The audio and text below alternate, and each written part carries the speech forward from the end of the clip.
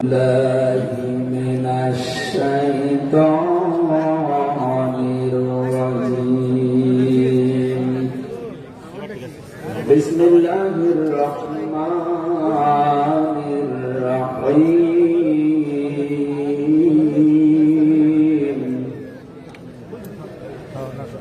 محمد رسول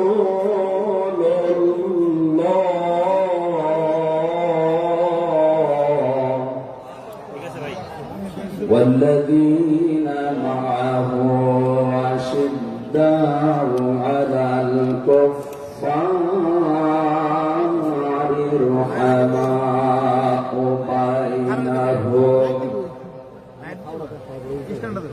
رحماء بينهم تراهم ركعا سجدا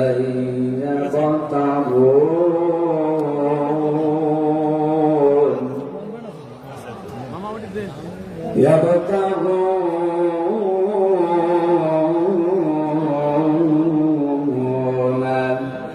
فضلا من الله ورضوانا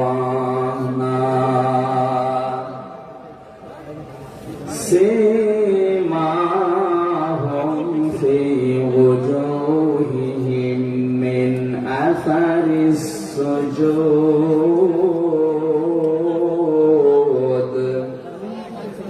ذلك مثلهم في التوراة ومثلهم في الإنجيل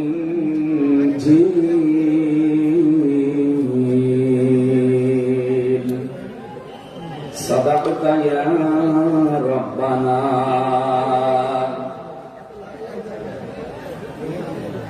عن أبي هريرة رضي الله تعالى عنه قال قال النبي صلى الله عليه وسلم من أحب لله وأبغض لله وأطاع لله ومنع لله فقد استكمل الإيمان رواه مسلم وما زادهم إلا إيمانا وتسليما. اللهم صل على محمد وآله وصحبه وبارك وسلم. اللهم صل على محمد وآله وصحبه وبارك وسلم. اللهم صل على محمد وآله وصحبه وبارك وسلم. আলহামদুলিল্লাহ, বাংলাদেশের ঐতিহ্যবাহী জেলা যশোর মেডিকেল কলেজ প্রাঙ্গণে পোলের হাট যশোর 3 দিন ব্যাপী ঐতিহাসিক তাফসীরুল কোরআন মাহফিলের দ্বিতীয় রজনীর স্বনামধন্য সভাপতি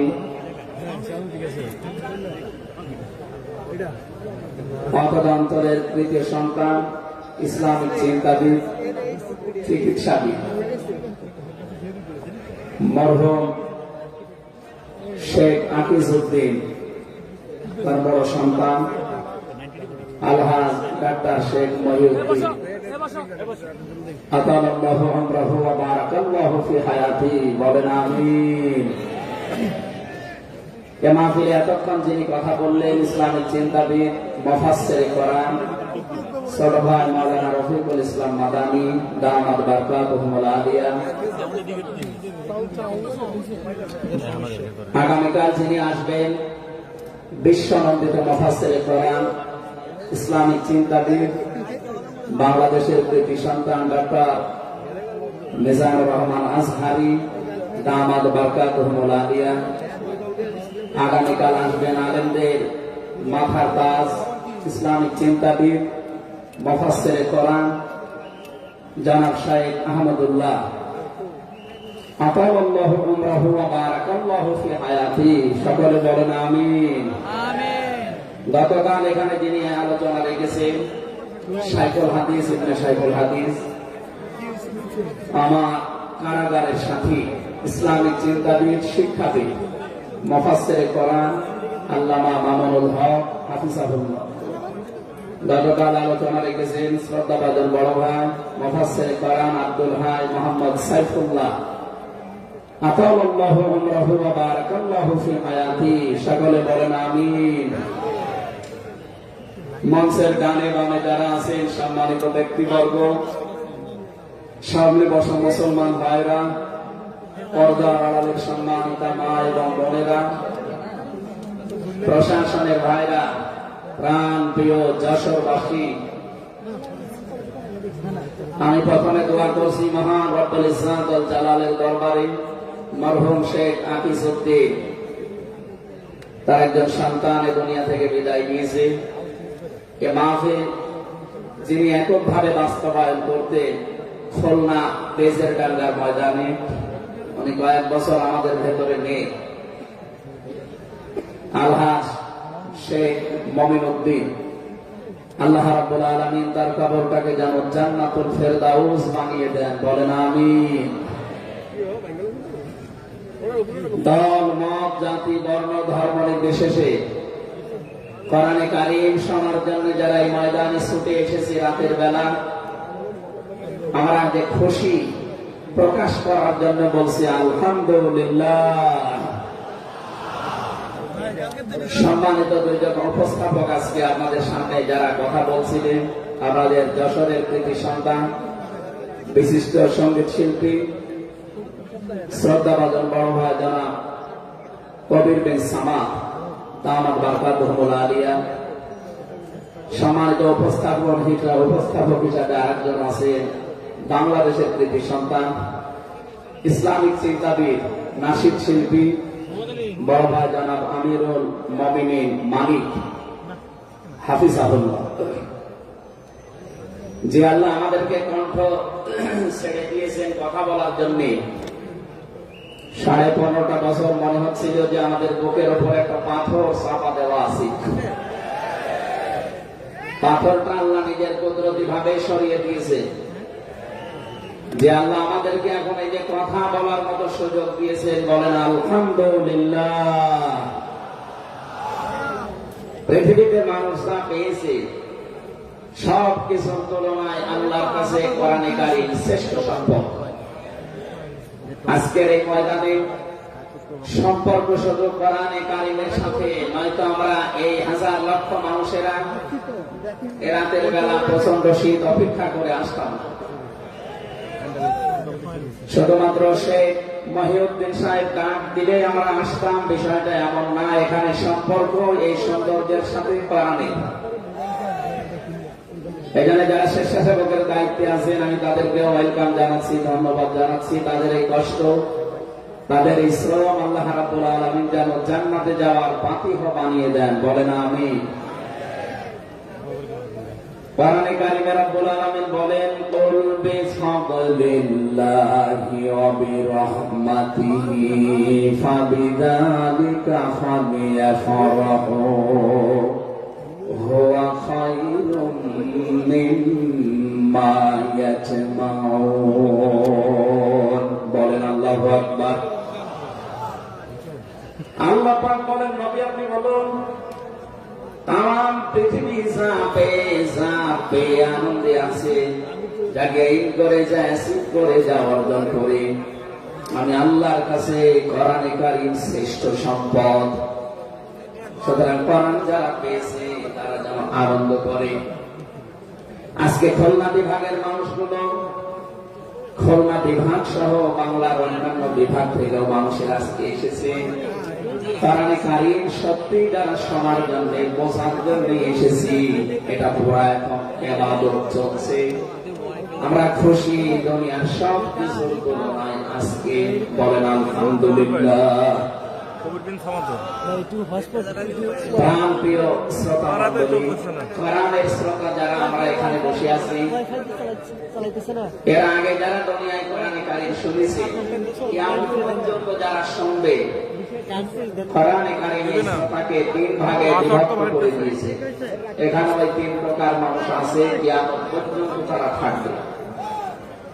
প্রথম নাম্বারে কোরআনে কারীম শোনার পরে যারা বাধা দিয়েছিল এই দুনিয়ায়, আল্লাহ কোরআন তাদেরকে ঘোষণা দিয়েছে তারা কাফের।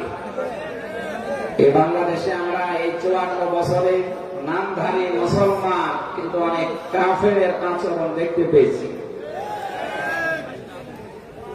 সূরা হামিম সাজদার 26 নম্বর আয়াতে আল্লাহ তাদের পরিচয় দিয়েছেন, وَقَالَ الَّذِينَ كَفَرُوا لَا تَسْمَعُوا لِهَذَا الْقُرْآنِ وَالْغَوْا فِيهِ لَعَلَّكُمْ تَغْلِبُونَ।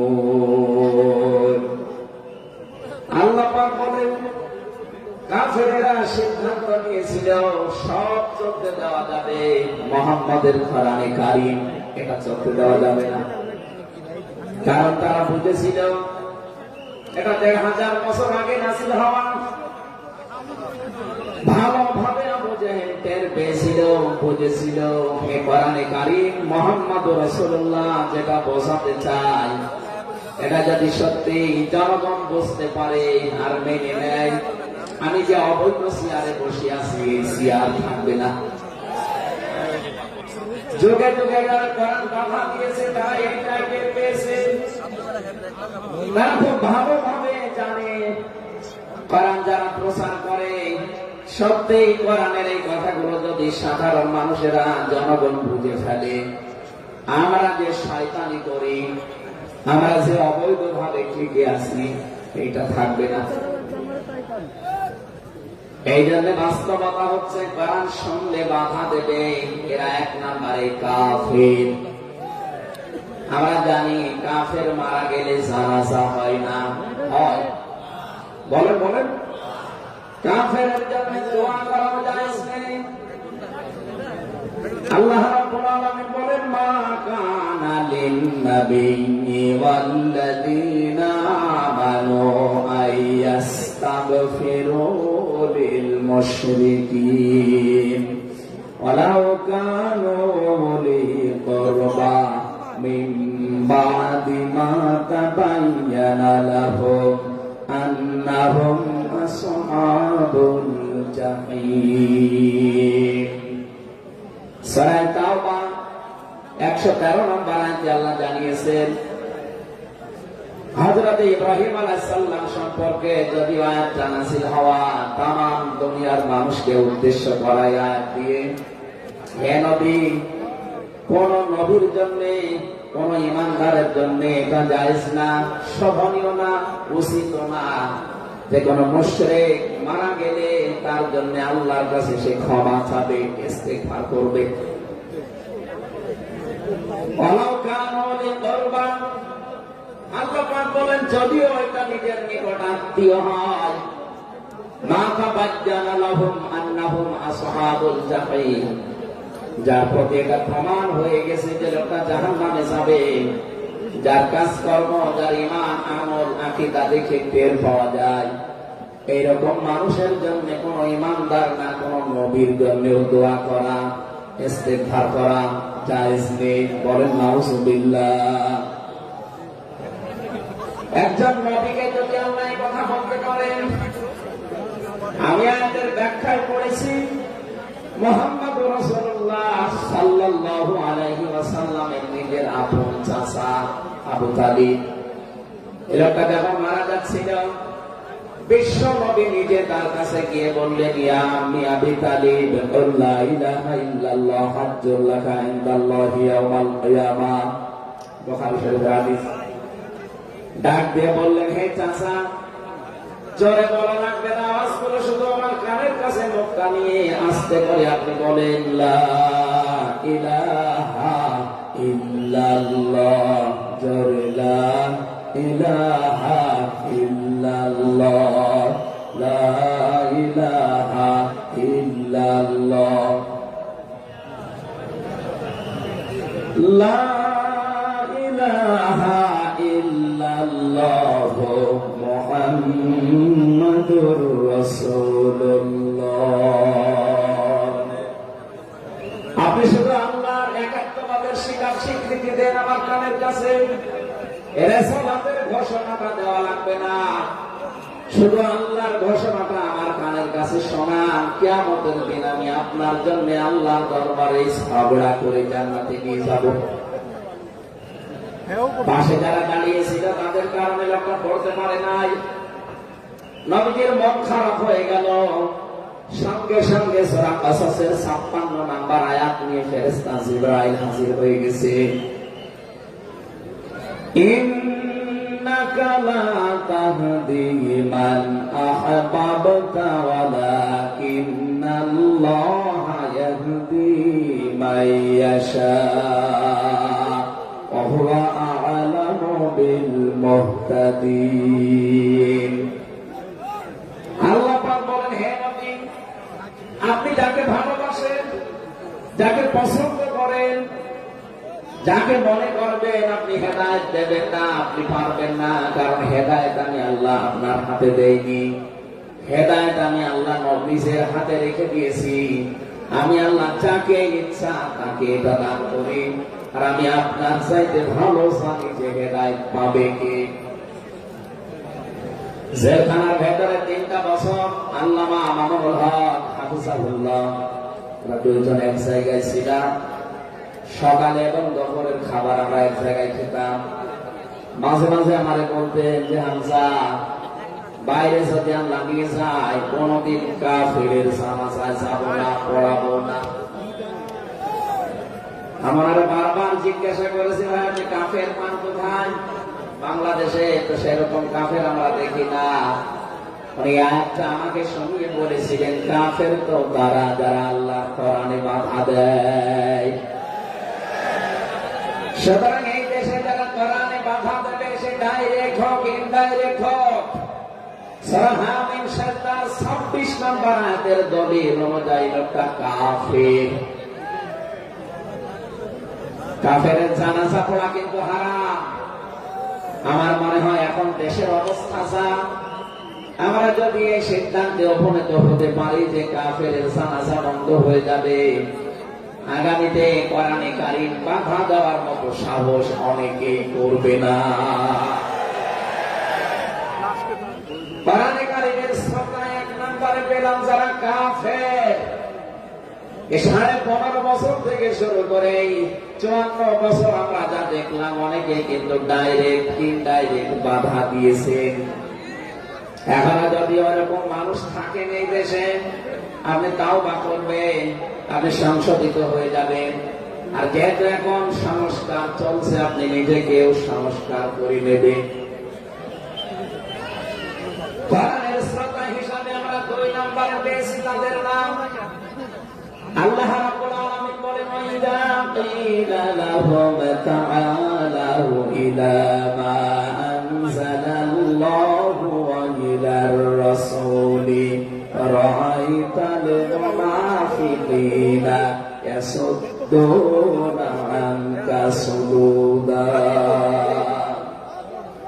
সূরা নিসার 61 নম্বর আয়াতে আছে, হে নবী, মানুষদেরকে আপনি যখন বলবেন আসো আল্লাহর বিধানের দিকে আসো, রাসূলের জীবনের দিকে আসো, আপনি দেখতে পাবেন অনেক মানুষ শুনতে আসবে কোরআন, আপনার কথাও শুনতে আসবে। কিন্তু যখন দেখবে যে এগুলো কোরআনের সাথে আমাদের জীবনের মিল নেই, রাসূলের এই আদর্শের দিকে ডাকে, এগুলোর সাথে বাস্তবতা আমাদের মিলে না, আর রাআইতাল মুনাফিকিনা ইয়াসুদ্দুনা আনকা সুদুদা, আপনি দেখতে পাবেন ও মানুষগুলো আস্তে করে আপনার কাছ থেকে পেছন ফিরে কেটে পড়ছে। বলেন নাউজুবিল্লাহ। সুতরাং কোরআন শুনতে এসে যেগুলো যাদের জীবনে মিলবে না, এই মানুষগুলো যদি মন খারাপ করে, রাগ করে, যে কোনো কায়দায় চলে যেতে চান, আপনি মনে করবেন মুনাফিকের জাত আপনার ভেতরে আছে। আল্লাহ আমাদের হেফাজত করুন, বলেন আমিন। 3 নম্বর শ্রোতা বর্ণনা পেয়েছি সূরা আনফালের 2 নম্বর আয়াতে। আল্লাহ পাক বলেন, ইন্নামাল মুমিনুনা আল্লাযীনা ইযা যুকিরাল্লাহু ওয়াজিলাত কুলুবুহুম ওয়া ইযা তুলিয়াত আলাইহিম আয়াতুহু যাদাতুহুম ঈমানা ওয়া আলা রাব্বিহিম ইয়াতাওয়াক্কালুন। চিৎকার করে বলেন আল্লাহু আকবার। আল্লাহ পাক বলেন, আমার দৃষ্টিতে তো কোরআনের শ্রোতা আসলে মুমিন তারা যাদের সামনে আমার নাম উচ্চারণ হলে তাদের অন্তরাত্মা কেঁপে ওঠে, আমার আয়াতগুলো তাদের সামনে তেলাওয়াত হলে এ মানুষগুলোর ঈমান ভেতরে যা আছে এটা আরো বেড়ে যায়। এখানে সাহাদাত হোম ঈমান আর ব্যাখ্যায় আমি দেখেছি শরীরের পশমগুলো দেখবেন আপনি হঠাৎ খাড়া হয়ে যাবে, বাম স্তনের দুই আঙ্গুল নিচে একটা গোস্তের টুকরা আছে ওটা কাঁপবে, কাঁপাকাঁপি করবে, একটা অনির্বাচন শোক আপনি আলাদা অনুভব করবে। এই তিনটা যদি এখন আমাদের ভেতরে তৈরি হয়, আবার রব্বিহি নিয়ে তাওয়াক্কালুন, বাড়ি যাওয়ার আগে এই সিদ্ধান্ত নিয়ে যাওয়া যাবে যে আল্লাহ ছাড়া আর কারো উপরে আমরা ভরসা করি না। বলেন সুবহানাল্লাহ। এই তিনটা আয়াত দিয়ে আমি বোঝাতে চেয়েছি কাফের কারা, মুনাফিক কারা, আল্লাহর দৃষ্টিতে মুমিন কারা। 3 নাম্বার এই তরিকায় যদি আমরা এই 3টি গুণ অর্জন করতে পারি, আজকে আল্লাহর কথাগুলো শুনলে আপনার ভেতরে কাঁপ ধরবে।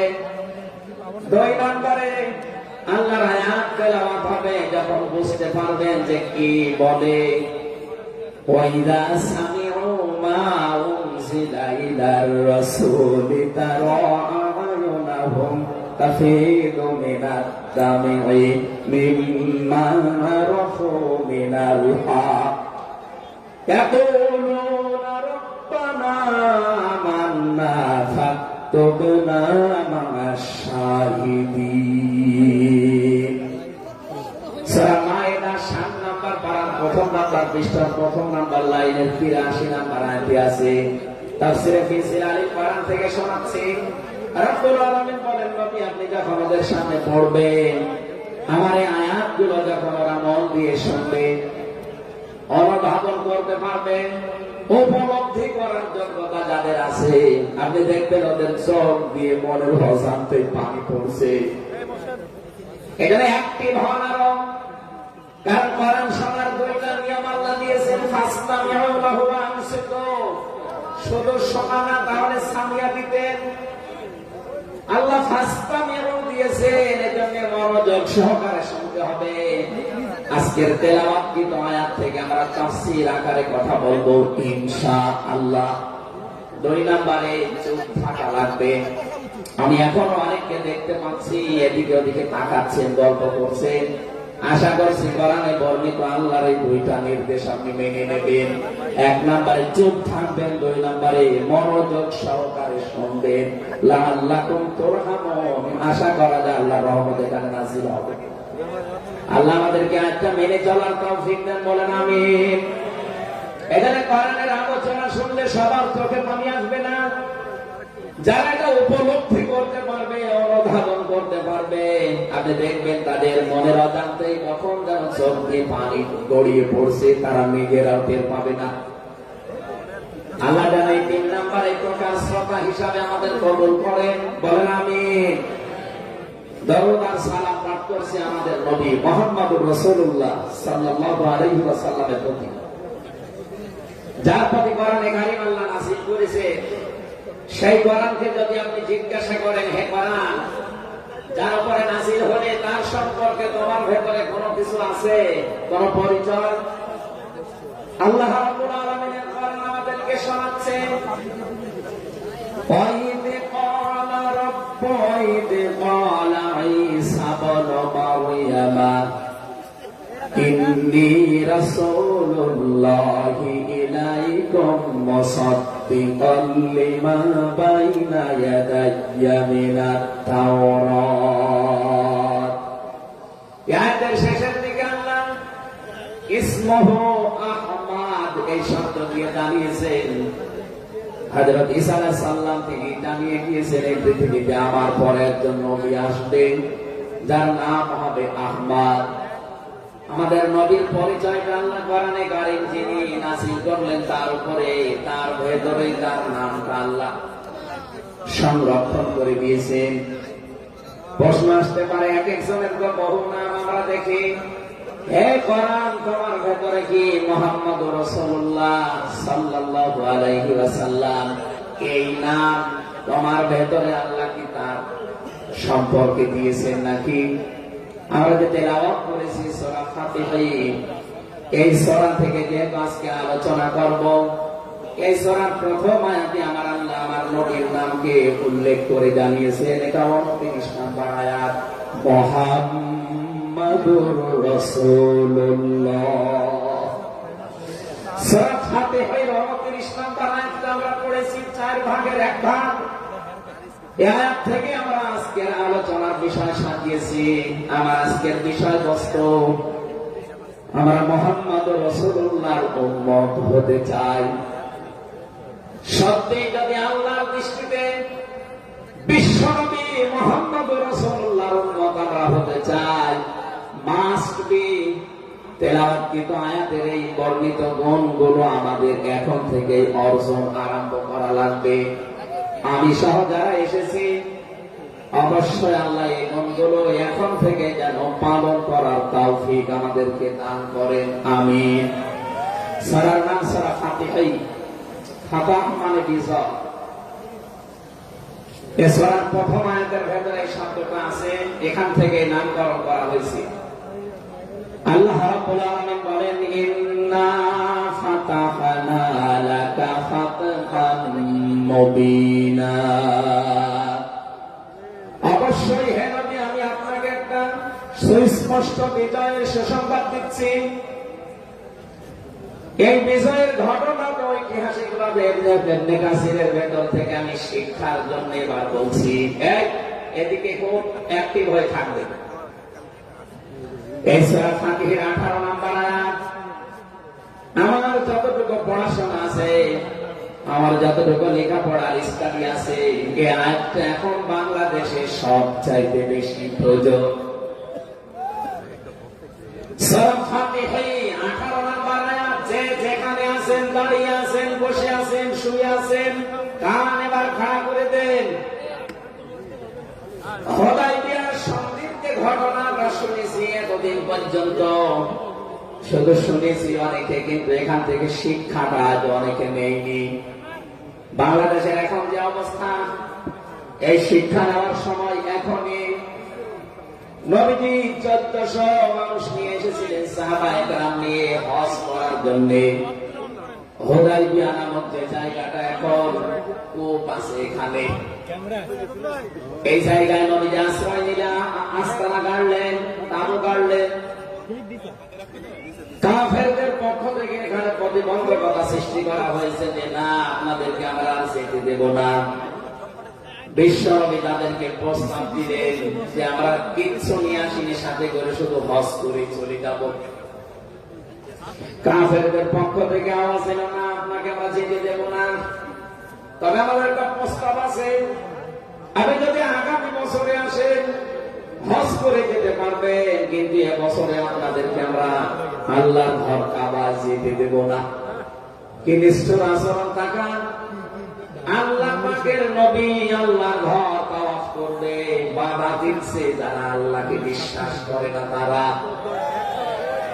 বাংলাদেশে 50টা বছর কোরআনে কারীম প্রচার করেছে যারা, কোরআনের পাখি শহীদ আল্লামা দেলাওয়ার হোসেন সাইদি রহমাতুল্লাহ আলাইহি, তার নামে মামলা দেওয়া হয়, কেস দেওয়া হয়, তিনি নাকি ধর্মীয় অনুভূতিতে আঘাত দিয়েছে। আমার তো মনে হয় 1500 বছর আগে নবীজিকে যারা বাধা দিয়েছিল আল্লাহর ঘর কাবায় হজ করতে দেবে না, 1500 বছর পরে যেন তাদের প্রেতাত্মারাই ফিরে এসেছে। আল্লাহর নবী বললেন, ঠিক আছে, ওসমানকে পাঠালাম। হযরত ওসমান ইবনে আফফান রাদিয়াল্লাহু তাআলা আনহু তিনি গেলেন। হযরত ওসমানকে তারা আটক করার পরে ঘোষণা দিয়ে দিল, কতিলা ওসমান ইবনে আফফান, ওসমানকে হত্যা করা হয়েছে। এই সংবাদ যখন নবীজির কাছে এসেছে, যশোরবাসী খুব খেয়াল করেন, এখানে হযরতে ওসমানকে তারা হত্যা করার ঘোষণা দিয়ে মিথ্যা একটা সংবাদ পাঠিয়ে দিয়েছে নবীজির কাছে। নবীজি সাহাবায়ে কেরামকে বললেন, যারা ইহরামের কাপড় পরে এসেছিলে সব এখন খুলে ফেলো।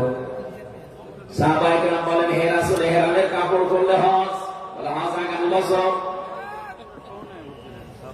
বাংলার মুসলমানের আমি কেন বলছি আয়াতটা, 2-1 মিনিট পরে আপনি টের পাবেন।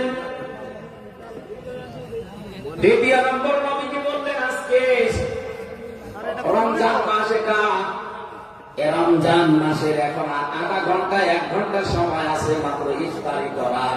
এখনই ভেঙে ফেলো, ইফতারি করে ফেলো, দরকার আগামীতে রোজা আবার রমজান সিয়াম আবার করে দেওয়া যাবে। যে দুইটা সিদ্ধান্ত নিলেন, দুইটাই ফরজ, একটা রোজা একটা হজ। নবীজি কিন্তু জানতেন ইহরামের কাপড় খুলে ফেললে হজ ভেঙে যাবে, আর একটু পরে তো ইফতারি করলে রোজাটা হয়ে যায়। বিশ্ব নবী বলেন না এক্ষুনি রোজা ভেঙে ফেল। আবার বলছে কান খাড়া করেন, আমি কিন্তু 2 মিনিটের ভেতরে জায়গায় যাব। এত বড় দুইটা বড় বড় ফরজ বিধান নবীজি লঙ্ঘন করছে, কারণটা কি? কারণ একটাই, ওরা একজন নিরপরাধ মানুষকে আটক করে হত্যার ঘোষণা দিয়েছে। আপনি বাংলাদেশকে 15.5 বছরের সাথে ওই ঘটনাটা মিলান।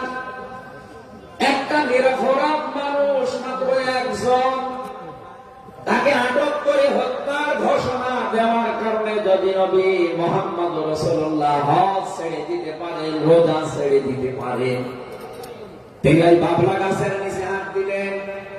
সাহাবায়ে কেরামকে বললেন আমার হাতের উপরে সবাই হাত লাগাও, আমি আজকে তোমাদেরকে বায়াত গ্রহণ করাবো, শপথ নেব তোমাদের কাছে। 1399 জন নবীর সাথে আছেন, আর হযরত ওসমানকে যেহেতু তারা আটক করেছে, এই 1399 জন সবাই নবীর হাতের উপরে একটার পরে হাত দিতে আছে। বিশ্ব নবী ডাক দিয়ে বলেন সাহাবীরা, জিবরাইল এই মাত্র সূরা ফাতিহা, সূরা ফাতিহা এই সূরা 18 নম্বর আয়াতটা আমাকে তেলাওয়াত করে শুনিয়ে গেল। জিবরাইল এসেছিল, তোমরা কেউ দেখতে পাওনি। জিবরাইল আয়াতটা শুনিয়েছে, লাকাদ রাদিয়াল্লাহু আনিল মুমিনিনা ইয ইউবাইউনাকা তাহতাশ শাজারাতি ফাআলিমা মা ফি কুলুবিহিম ফানজালাস সাকিনাতা আলাইহিম ওয়া আসাবাহুম ফাতহান করিবা। খুব খেয়াল করেন, সেই সময় পর্যন্ত আমি চলে এসেছি। নবীজি নিজের বাম হাতটা সাহাবায়ে কেরামদের উপরে রেখে বললেন, সাহাবীরা আজকের এই বায়াতের উপরে, শপথের উপরে আল্লাহ পাক নিজেই জানিয়েছেন যে তিনি রাজি হয়ে গেছেন। আয়াতটা শুরু করার আগে আল্লাহ দুইটা তাকিদ দিয়েছেন, লাম এবং কদ। লাকাদ রাদিয়াল্লাহু আনিল মুমিনিন। আল্লাহ পাক বলেন আমি নিজে মুমিনদের উপরে অবশ্যই অবশ্যই রাজি হয়ে গেছি। রাজি হব না, হয়ে গেছি। তাহতা শাজারাতি, এই গাছের নিচে আপনার হাতের উপরে যারা হাত দিয়ে আজকে শপথ বাক্য পাঠ করছে, যে ওসমান হত্যার বদলা না নিয়ে কেউ মদিনায় ফেরত যাবে না, আমি আল্লাহ তাদের মনের খবর সেহেতু জানি। ফাআলিমা মা ফি কুলুবিহিম, তারা যে শপথ নিচ্ছে এটা কিন্তু লোক দেখানোর জন্য না, এটা মন থেকে। ফানসালাস সাকিনাতা আলাইহিম, তাদের উপরে আমি আল্লাহ প্রশান্তি নাযিল হয়ে গেছে অলরেডি। ওয়া আযাবাহুম ফাতহান করিবা, তাদেরকে আমি আসন্ন একটা বিজয়ের সুসংবাদ দিচ্ছি।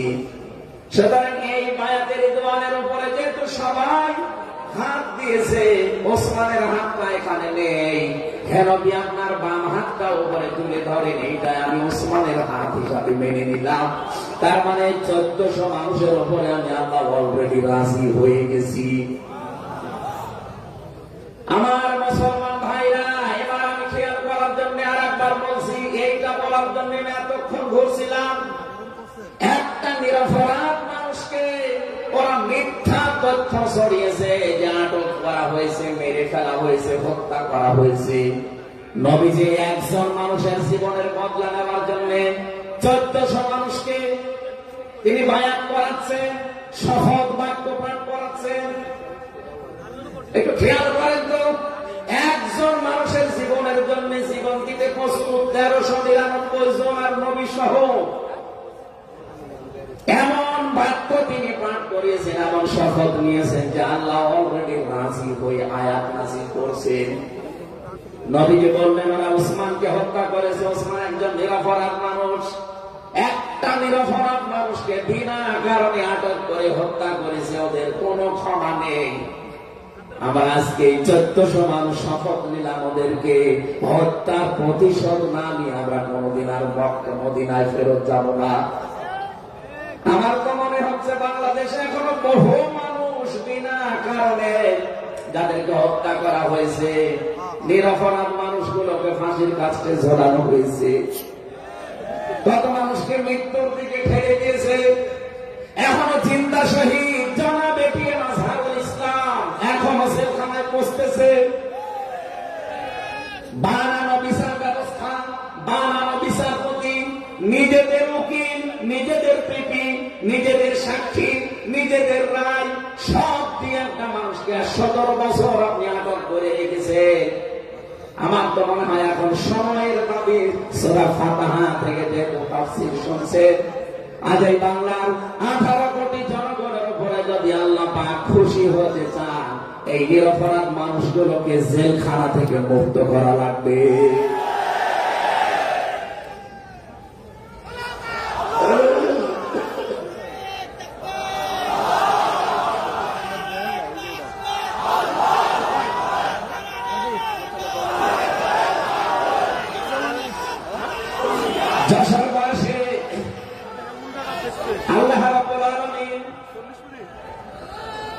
এখানে কয়েকটা বিষয় আমাদেরকে উপহার দিতে চেয়েছেন সে সংবাদের মাধ্যমে। 1 নম্বরে আল্লাহ বলেন আমি রাজি হয়ে যাব। 2 নম্বরে তাদের মনের মূল কথাগুলো যেহেতু আমি জানি, সুতরাং যারা নারায়ে তাকবীর আল্লাহু আকবার স্লোগান দিয়ে এই মাজলুম মানুষটার পক্ষে অবস্থান নিবে, আমার তো মনে হচ্ছে ফানজালা সাকিনাতা আলাইহি, আল্লাহ পাক তার রহমত এখন এই দেশের উপরে নাযিল করবে। 2 নম্বরে ওয়াকাবাহুম ফাতাহান করিবা, একেবারে সুপ্রসন্ন নিকটবর্তী বিষয় আমাদেরকে আল্লাহ এই মাজলুম মানুষটার পক্ষে দাঁড়ানোর কারণে দেবে। আমি আজকে একজন জেলখানা মানুষের সাথে কথা বলছিলাম, তিনিও প্রায় 3.5-4 বছর ছেলে ছিলেন। তিনি জানাচ্ছিলেন যে হামজা ভাই, আসলে আমরা যারা ছেলে ছিলাম তারা ছাড়া এটা বোঝানো সম্ভব না। বহু মানুষ বিনা অপরাধে, বিশেষ করে 15.5 বছরে তো হবে, বিনা কারণে বিনা অপরাধে কিচ্ছু জানে না, বছরের পর বছর জেলে বসতেছে। পরে যদি একজন নিরপরাধ মানুষকে মিথ্যা কথা ছড়িয়ে দেওয়ার কারণে নবী যেরকম সিদ্ধান্ত নিতে পারে, আজ বাংলার 18 কোটি মানুষ দল বিদল সব ভুলে গিয়ে নিরপরাধ যত মানুষ জেলে ভর্তি আছে, গুম হয়েছিল, খুন হয়েছিল যারা, এদের পক্ষে দাঁড়াতে যদি সত্যি আপনি মন থেকে এগিয়ে আসতে পারেন, আল্লাহর কসম আমাদের সামনে আল্লাহ বিজয় দেখাবে। বিজয় আমরা দেখতে পাচ্ছি সূরা মাসস 20 নম্বর পারা 4 নম্বর পৃষ্ঠার 15 নম্বর লাইনের 5 নম্বর আয়াত। বাড়িতে যে আয়াতটা তাফসীর দেখবেন, আল্লাহ রাব্বুল আলামিন বলেন নুরিদু আন নামুন্না আলাল্লাযীনা ইসতাদঈফু ফিল আরদ ওয়া নাজআলাহুম আইম্মাতাও ওয়া নাজআলাহুমুল ওয়ারিসিন। আমি আল্লাহ একটা ইচ্ছা করলাম, হাজার হাজার বছর আগে হে নবী, এই পৃথিবীর ময়দানে ফেরাউন নামে একটা লোক ছিল।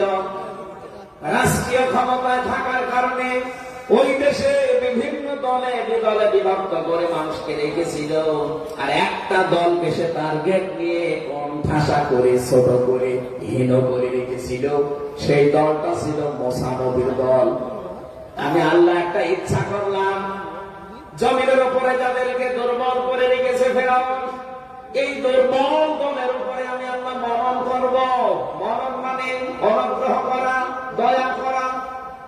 আমি আল্লাহ দয়া করব তাদের উপরে, মনন করব।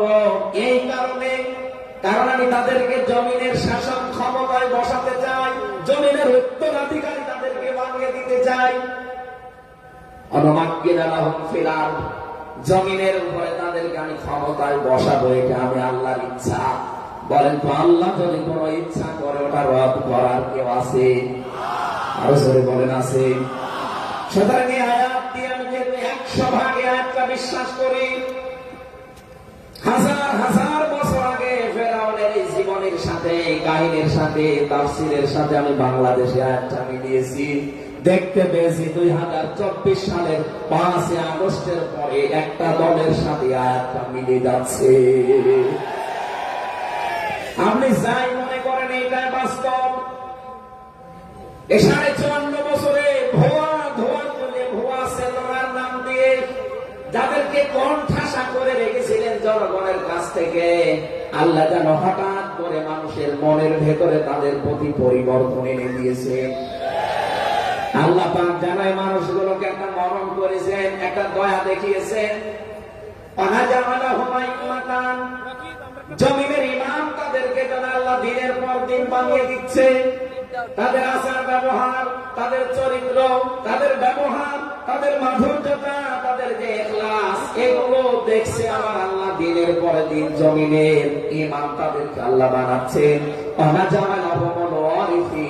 আয়াতের শেষের কথা, আল্লাহ তাদেরকে জমিনের ওয়ারিস বানিয়ে দেবেন। যেহেতু আল্লাহর সিদ্ধান্ত রদ করা যায় না, তিনি যা ইচ্ছা তাই করেন। ইন্নামা আমরুহু ইযা আরাদা শাইআন আইয়াকুলা লাহু কুন ফায়াকুন। আল্লাহ পাক বলেন আমি যদি কোনো ইচ্ছা করি শুধু বলি কুন, সঙ্গে সঙ্গে ফায়াকুন হয়ে যায়। কোরআনের ব্যাপারে আমরা 100 ভাগ বিশ্বাস নিয়ে কথা বলছি। আমি এই আয়াতগুলো মাস্ট বি আমার আল্লাহ বাংলাদেশে দেখাবেন। বলেন আমিন।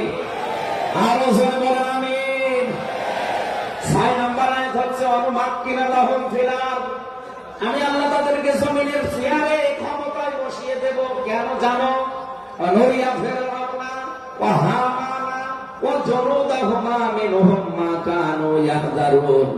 আমি আল্লাহ দেখাতে চাই ফেরাউনকে, হামানকে আর তার সৈন্যবাহিনীকে, তারা তাদেরকে সবচাইতে বেশি ভয় করত জমিনে যাদেরকে, সেই মুসা নবীর দলকে আমি আল্লাহ জমিনের শাসন ক্ষমতায় বসিয়ে তাদেরকে দেখাবো। এই 54 বছর জালেম এবং মুনাফিকরা সবচাইতে বেশি ভয় বাংলাদেশে যাদেরকে করেছে, তাদের প্রতি মানুষের মন মানসিকতা আল্লাহ ঝুঁকিয়ে দিয়েছে। এই জন্য কোরআনের আয়াতের উপরে বিশ্বাস করে বলছি, এই বাংলাদেশে যারা নিরপরাধ মানুষ আছে তাদেরকে যদি 5 তারিখের পরে বিভিন্ন আন্দোলনের কারণে, মানবিকতার কারণে ছেড়ে দেওয়া হয়, বিশেষ করে ম্যাডাম খালেদা জিয়াকে আপনি ছেড়ে দিয়েছেন। এরপরে আমরা দেখতে পেলাম আব্দুল সালাম পিন্টু ভাইকে ছেড়ে দিয়েছেন।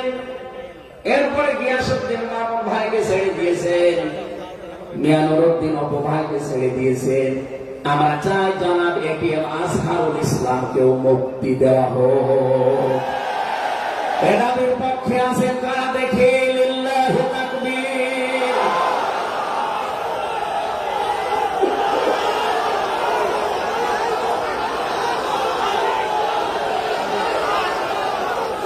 আলহামদুলিল্লাহ। ভাই আমি আয়াতটা পড়লাম এই জন্য, 1500 বছর আগে একটা নিরপরাধ মানুষের পক্ষে দাঁড়ানোর কারণে যদি আল্লাহ এতগুলো সুসংবাদ দিতে পারে, সাকিনা নাযিল করা, সুপ্রসন্ন, একেবারে নিকটবর্তী বিজয় দেওয়া। আমরা যদি আজ নিরপরাধ মানুষগুলো যারা জুলুমের শিকার হয়ে 15.5 বছর 17 বছর মানবেতর জীবনযাপন করছে, আমি তো 3 বছর তার ভুক্তভোগী। 3টা বছর আমাদেরকে ফাঁসির কন্ডেন্সের ভেতরে 24 ঘন্টা লকআপ দিয়ে রাখতেন। কি করেছিলাম আমরা? আজকে এই যে মাহফিলের 6 জন আলেমের ভেতরে আমরা 3 জন এক জায়গায় ছিলাম জেলখানার, আর বাকি 3 জনের ভেতরে একজন তো বাইরের দেশে। আর দুইজন আব্দুল্লাহ সাইফুল্লাহ শাইখ আহমদুল্লাহ, দুইজন মুসলিম, তাদেরকেও কোরআনের কথাই দেশে 15.5 বছর আপনারা বলতে দেননি।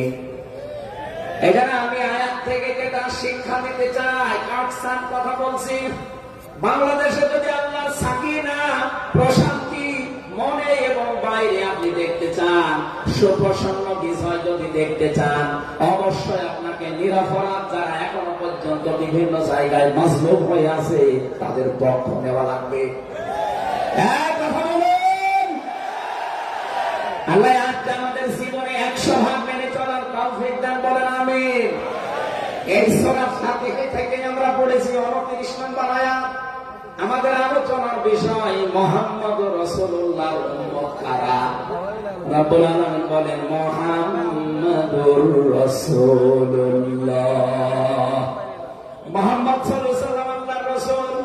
হে নবী, দুনিয়ার কেউ যদি আপনার রিসালাত স্বীকার না করে, কেউ যদি সাক্ষী না দেয়, আমি আল্লাহ নিজে সাক্ষী দিয়ে দিলাম আপনি আমার রাসূল। সুতরাং এই বাংলার জমিনে কেউ যদি নবীর আদর্শ না মানে, বিশ্ব নবীর কোন ক্ষতি হবে না, আল্লাহর কোন লস নেই, যত ক্ষতি আমাদের। কথা বলে না কেন? কোরআনের চোখ লাগিয়ে দেখতে পাচ্ছি এদেশে হাজারো মানুষ জাহান্নামে দৌড়াচ্ছে, কারণ নবী মুহাম্মদুর রাসূলুল্লাহ বাদ দিয়ে পৃথিবীতে যদি অন্য কাউকে কিয়ামত পর্যন্ত কেউ আদর্শ মেনে চলে, কোরআনের কসম দিয়ে বলছি মাস বিবরটা জাহান্নামী। এজন্য এরকম আচরণে যারা আছেন, বুঝে হোক না বুঝে হোক, আল্লাহ রাব্বুল আলামিনের পরিচয় দেওয়ার আগে আমার আল্লাহ রাসূলের পরিচয় আমাদের কাছে দিয়েছে।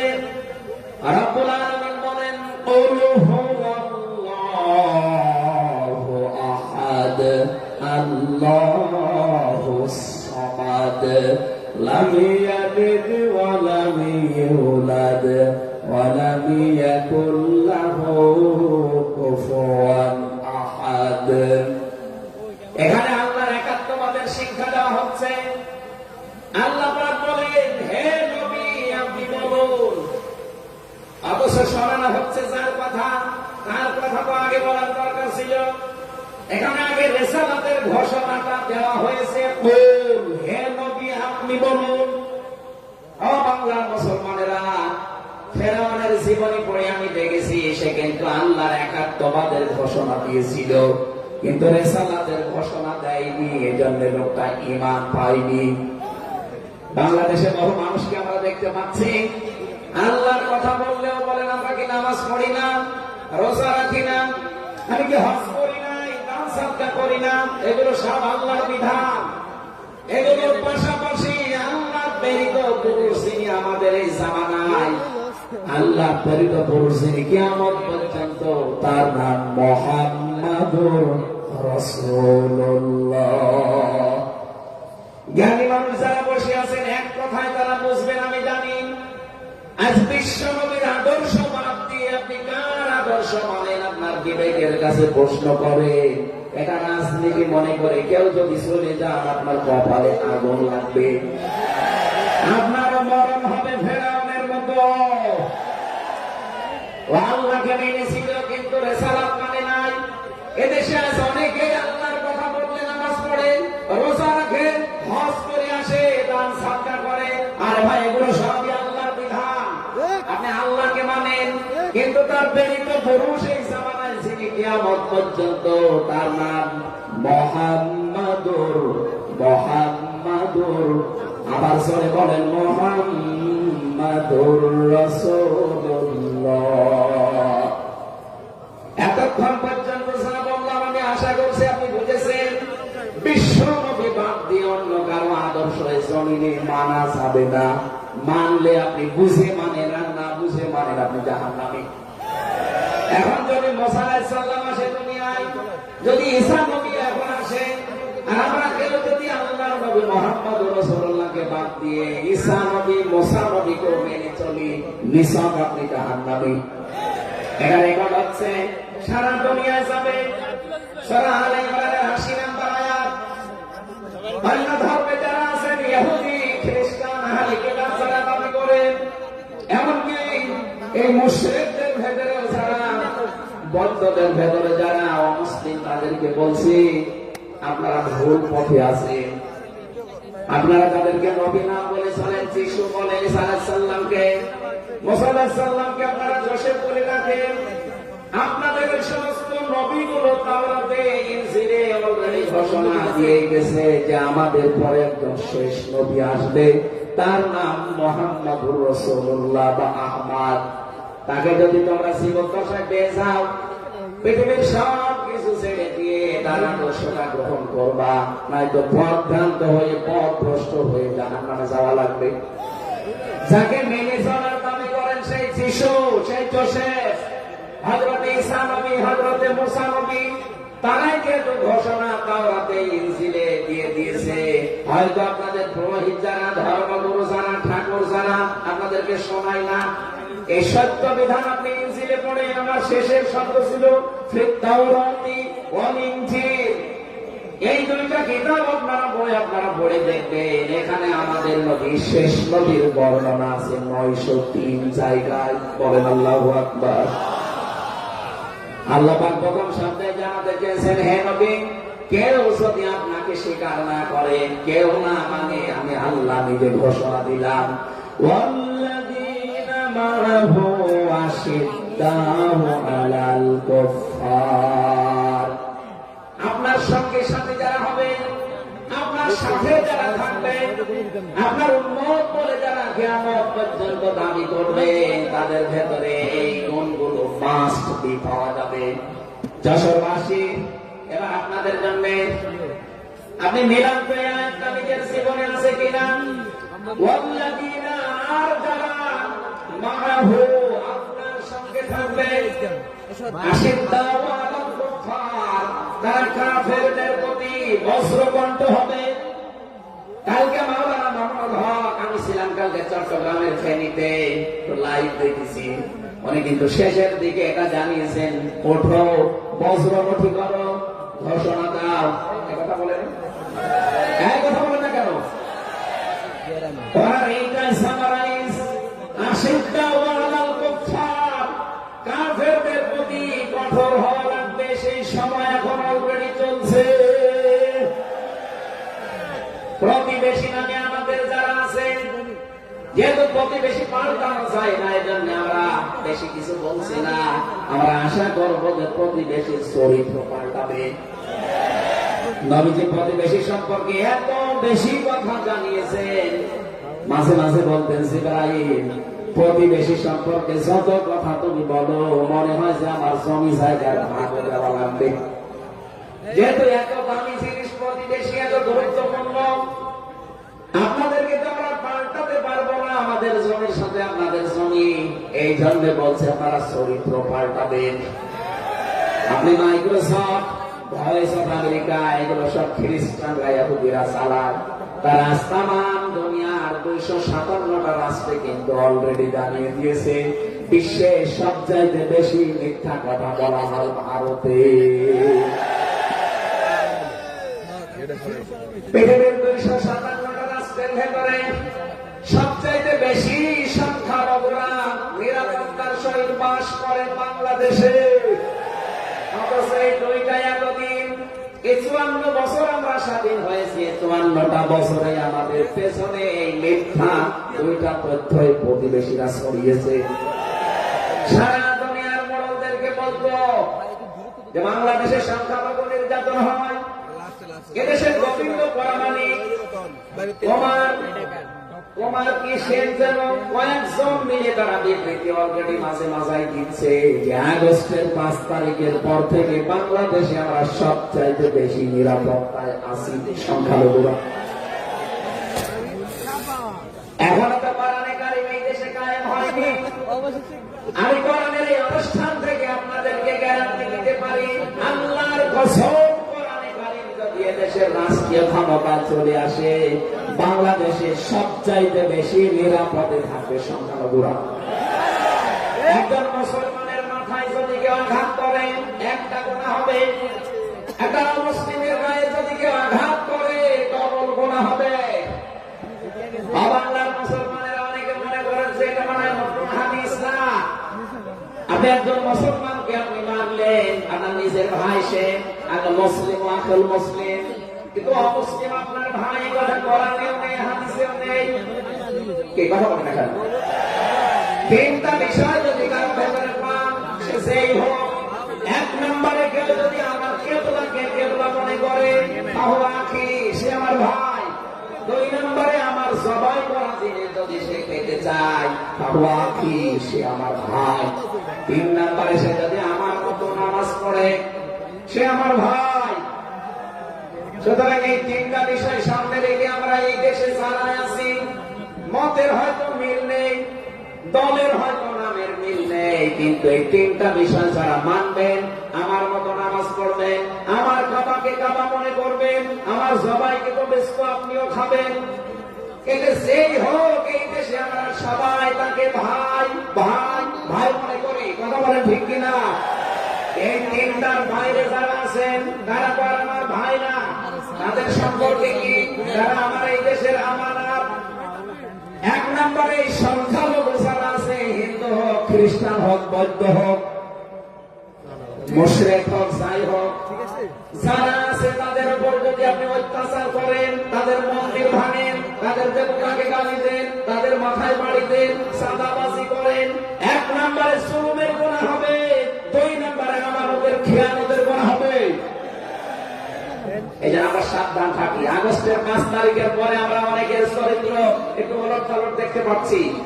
আশা করছি আপনি থামবেন, না তো কিন্তু বদনাম হয়ে যাচ্ছে। আপনি গোয়েন্দা বিভাগের খোঁজ রাখেন, তারা কিন্তু সব নকল করে রেখেছে, কে কি করছে এটা সব তারা দেখছে।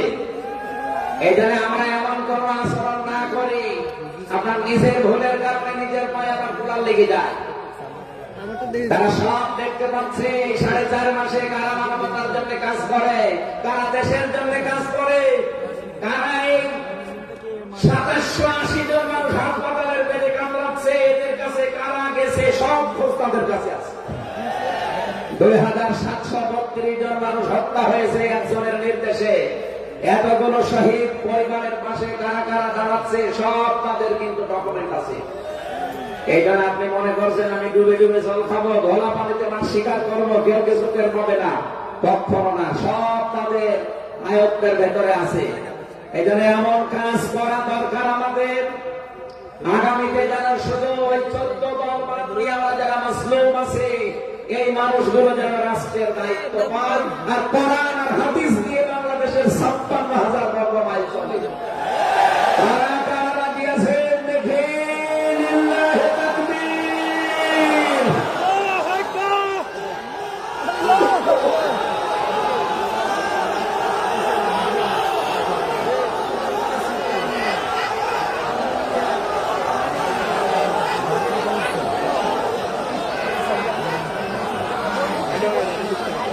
আমার ভাইরা, এবার আমি মূল কথা যাচ্ছি। মুহাম্মদ রাসূলুল্লাহর উম্মত হতে হলে আমাদেরকে বজ্র মুষ্টি হাওয়া লাগবে, ঐক্যবদ্ধ হাওয়া লাগবে। যারা নবীর উম্মত, কাফের যারা, তাদের বিরুদ্ধে। আমি কাফেরের পরিচয় সে প্রথমে দিয়েছি, যে মানুষগুলো কোরআনে কারিমে বাধা দেয়, কোরআনের শিক্ষায়, কোরআনের প্রচারে, কোরআনের প্রসারে, কোরআন কায়েমে যারাই বাংলাদেশে বাধা দেবে, তার নাম আব্দুল আলী হতে পারে কি কাফের। এদের বিরুদ্ধে কঠোর হওয়া লাগবে আপনাকে। আমি আবার বসার জন্য বলছি, নাম হয়তো আপনার আল্লাহর নাম আপনি নিয়েছেন আব্দুল আলী, আব্দুল খালেদ, কিন্তু আপনার কাজ যদি কোরআন প্রচারে বাধা দেওয়া হয়, ডাইরেক্ট ইনডাইরেক্ট, অবশ্যই আপনি বুঝতে পেরেছেন আমি কি বলছি। আপনি কিন্তু আর সাধারণ মানুষ নেই, আপনি মুনাফিকও নেই, আপনি মুসলমানও নেই, আপনি কাফের হয়ে গেছেন। আল্লাহ আমাদের হেফাজত করুন, বলেন আমিন। কাফেরদের যত অনুষ্ঠান আছে সেখানে আপনাকে কে বলেছে ধর্ম যার যার উৎসব সবার, এটা কুফরি কথা। ধর্ম যার যার উৎসব দরকার।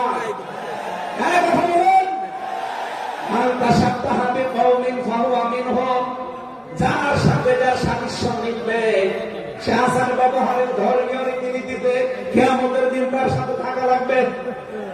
কোনদিন আজ পর্যন্ত আপনি পিটিয়েও কোন হিন্দু ভাইকে গরু জবাই করেন, যখন কোরবানি দেওয়ার জন্য তাকে পাবেন, তারা জানে যে এটা আমাদের ধর্মীয় অনুষ্ঠান না, এটা তারা আসে না, ঠিক করে তারা আসে না।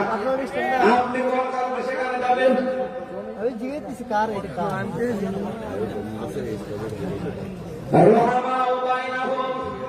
দ্বিতীয় নম্বরে আমরা পেয়েছি নিজেদের ভেতরে মহব্বত, ভালোবাসা, সম্প্রীতি, মায়া, মমতা, এটা নিজেদের ভেতরে বাড়ানো লাগবে। আপনি নবীর উম্মত হতে চান, অথচ এটা নিজেদের ভেতরে আরো গুরুত্ব তৈরি করেন না, এটা নিজেদের ভেতরে আরো স্যাক্রিফাইস করে হোক, ডাকাডাকি করে হোক, নিজেদের ভেতরে এটা তৈরি করা লাগবে আরো বেশি। তার অহমরুকান সচ্চাদা হেনবে আপনার উম্মত যারা আপনার সাথে যারা আছে তাদেরকে দেখতে পাবেন আল্লাহর সন্তুষ্টি এবং অনুগ্রহ তালাশ করার জন্য। তারা রুকু এবং সেজদাকারী অবস্থায় তাদের দেখতে পাবেন। নবীর উম্মত যারা এসেছেন, অন্য ধর্মের লোকদেরকে মাফ দিলাম, বিশ্ব নবীর উম্মত যারা এখানে বসে আছেন, আমাদের উচিত হবে যতদিন আজরাইল না আসে ফরজ নামাজ আমরা কোনদিন ছেড়ে দেব না।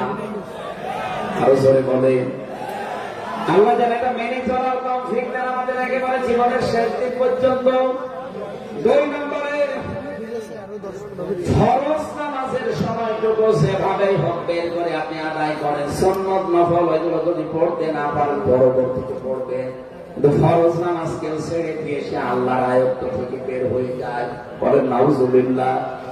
সাহাবায়ে কেরাম আল্লাহর দরবারে যে 7টা কারণে কবুল হয়েছিলেন, তার ভেতরে 1 নাম্বার কারণ ছিল এই মানুষগুলো আল্লাহর বিধান সামনে পেলে পৃথিবী ভুলে যেতেন। আব্দুল্লাহ আনসারী রাদিয়াল্লাহু তাআলা আনহুর জীবনে পড়েছি, একটা আল্লাহর বিধান শেষটাকে সামনে রাখতে গিয়ে নিজের স্ত্রীকে এক কাপড়ে গর্তের ভেতরে বসিয়ে রেখেছিল, নিজের ছেলেকে শিকল দিয়ে বেঁধে রেখেছিল, তারপরও আল্লাহর বিধান শেষটা সে ভুলে যায় না। আমাদের এরকম কঠিন পরিস্থিতি এখনো হয়তো আসেনি, তারপরও আমরা অনেকে বিনা কারণে ফরজ নামাজ ছেড়ে দেই।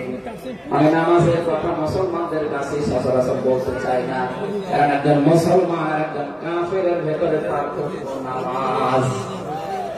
নামাজ যদি কেউ না পড়ে সে মুসলমান বাকি করে। সুতরাং আযান হওয়ার পরে মুসলমান যাবে মসজিদে নামাজ আদায় করতে, মানুষ টের পাবে যে মুসলমান।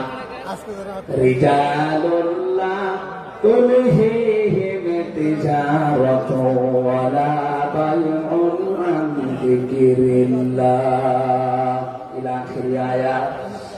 মুসলমান ব্যবসায়ী যারা তাদের পর্যায়ে বানিয়েছেন, আল্লাহ রাব্বুল আলামিন বলেন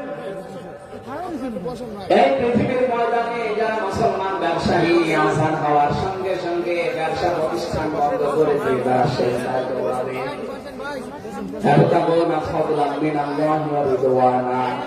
এখানে আল্লাহ 2টা শব্দ ব্যবহার করেছেন। আল্লাহ ফজল যদি কেউ চায় তাহলে অবশ্যই তাকে মসজিদে যাওয়া লাগবে। আল্লাহুম্মা ইন্নী আসআলুকা মিন ফাদলিকা, ফজলের জন্য জমিনে আল্লাহ পাঠিয়েছেন আমাদেরকে, আর রহমতের জন্য তার ঘর মসজিদে পাঠিয়েছেন। এই আল্লাহ রহমতের জন্য 5 বার আল্লাহর ঘরে আমাদেরকে যাওয়ার নির্দেশ দিয়েছেন আল্লাহ। আর যদি ফসল অনুগ্রহ পেতে চাই রিজিক, এগুলোর জন্য জমিন, এই জমিন আল্লাহ আমাদেরকে হালাল রুজি উপার্জন করার যে ব্যবস্থা, এরকম ময়দান যেন তৈরি করে দেন। বলেন আমিন। সীমাহুম ফি উজুহিহিম মিন আথারিস সুজুদ। আল্লাহ বলেন এদের এই চিহ্নগুলো, সেজদার চিহ্নগুলো এদের চেহারার বিভিন্ন জায়গায় ফুটে উঠবে।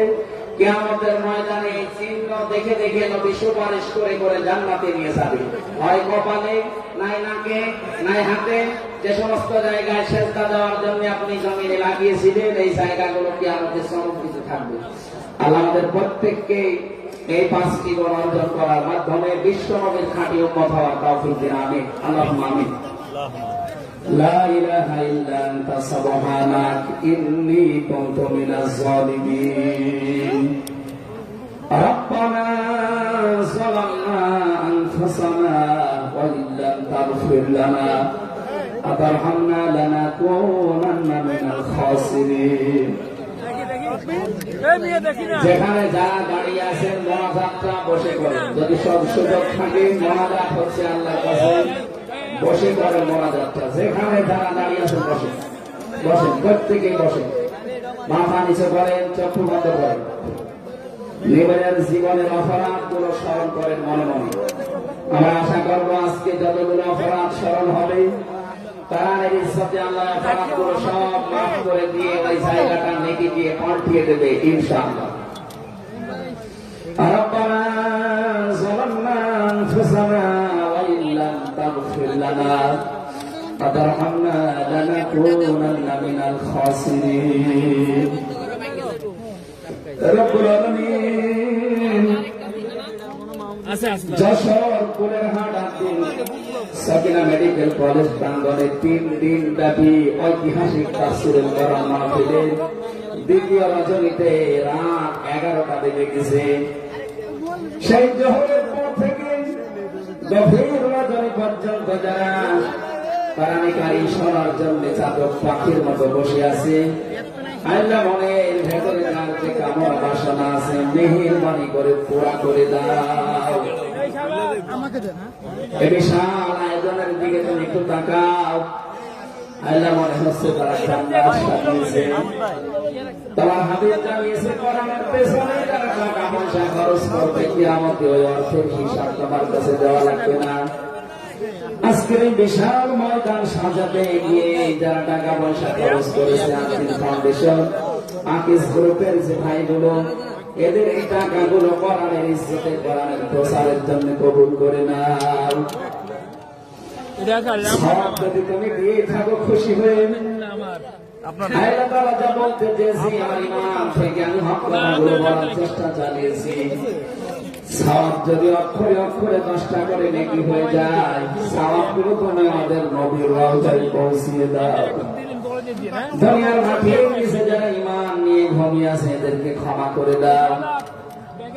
বিশেষ করে আমাদের মা বাবা যাদের নেই, যারা মাথা নিচে করে চক্ষু বন্ধ করে চোখের পানি ফেলে দিয়েছে মার বাবার জন্য, এই মুহূর্তে মা বাবাকে কবরে জান্নাতুল ফেরদাউস দিয়ে দাও। মরহুম শেখ আকিসউদ্দিন তার স্ত্রীরা যারা কবরে ঘুমিয়ে আছে, তার সন্তান মরহুম শেখ মমিনুদ্দিন ভাই সহ প্রত্যেকের কবরগুলো তুমি জান্নাতুল ফেরদাউস বানিয়ে দাও। এলাকায় মাটির নিচে যত মানুষ কবরে আছে আল্লাহ হাজার হাজার মাটি বুকের উপরে নিয়ে তাদের বুককে তুমি হালকা করে দাও, কবরগুলো জান্নাতের সাথে সংযোগ বানিয়ে দাও। বাস্তবায়নে যারা শ্রম দিয়েছে সেইভাবে এগিয়ে এসেছে আল্লাহ স্বেচ্ছাসেবক ভাইদেরকে, বিশেষ করে প্রশাসনের যে ভাইগুলো এসেছে নিজেদের বাবা মা ভাই বোন আত্মীয় স্বজন স্ত্রী পুত্র ছেড়ে যারা বাংলার বিভিন্ন প্রান্তে দায়িত্ব পালন করছে, আজকের বিশাল আয়োজন যারা পাহারা দিচ্ছে, নিজের এই পুরা দায়িত্বটা আল্লাহ তুমি ইবাদত হিসাবে কবুল করে নাও। সম্মানিত মা বোনেরা পর্দার আড়ালে বসে আছেন, খাদিজার মতো আয়েশার মতো তাদেরকে বানিয়ে দাও। এদেরকে তুমি নেককার সন্তান দান করো আল্লাহ। আগামীর বাংলাদেশ তুমি মেহেরবানি করে কোরআনের হাতে তুলে দাও। চর্ম চোখে যেন দেখতে পারি এ দেশটা 56,000 বর্গ মাইল তোমার কালাম দিয়ে চলছে।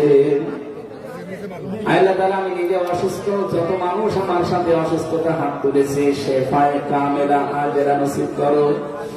আমার মা বাবার জন্য দোয়া করছি আল্লাহ আমার মা বাবাকে মাফ করে দাও।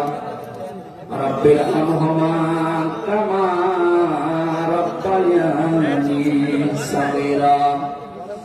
আল্লাহ তাআলা আমার স্ত্রী সন্তান যেগুলো দিয়েছো সহি সালামতে রাখো। যে যে আশা নিয়ে ভরসা নিয়ে আমরা হাত তুলেছি জীবনের সাইজ আশাগুলো আজকে তুমি পূরণ করে দাও রব্বুল আলামিন। এই আত্মিক প্রতিষ্ঠানটাকে কিয়ামত পর্যন্ত কায়েম রাখো। যারা এখানে কাজকর্ম করে এদের জীবনে বরকত দাও। আগামীতে এই অনুষ্ঠানটা কোরআনের জন্য আরো বিশাল আকারে কবুল করে নাও। বড় ভাই কবির বিন সামাদ আমিরুল মুমিনিন মালিক সহ যত পরিচালক এখানে কাজ করছে উপস্থাপনায় প্রত্যেকের জীবন কবুল করুন আল্লাহ তাআলা। আগামীতে যিনি আসবেন ডক্টর মিজানুর রহমান আজহারী ভাই, শাইখ আহমদুল্লাহ সহ কোরআনের সঠিক কথাগুলো তাদের জবান থেকে বের করে দিও। তোমার বান্দা বান্দীদের আশা যারা কালকে আরো আসান করে দিও আল্লাহ। বারাকাল্লাহু লানা ওয়া লাকুম ফিল কুরআনিল আযীম। মরণ আসলেই যেন পড়তে পারি লা ইলাহা ইল্লাল্লাহু মুহাম্মাদুর রাসূলুল্লাহ। আমার লিখিত বই পাওয়া যাচ্ছে, আমার কারাগারে লিখিত এবং বাইরে লিখিত। এখানে ওই যে বইয়ের স্টল দেওয়া আছে মনে হয়।